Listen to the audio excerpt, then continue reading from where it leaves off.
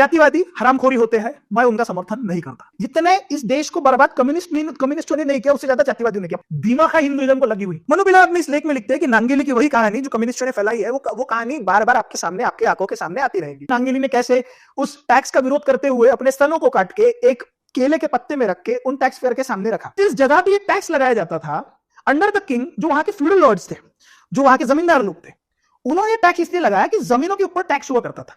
लेकिन जमीनों के ऊपर टैक्स होने के बावजूद वहां पे उनका जो टैक्सेशन सिस्टम थी उससे उनका पेट भर रहा नहीं था, जमीनों पर टैक्स लगाने की वजह से।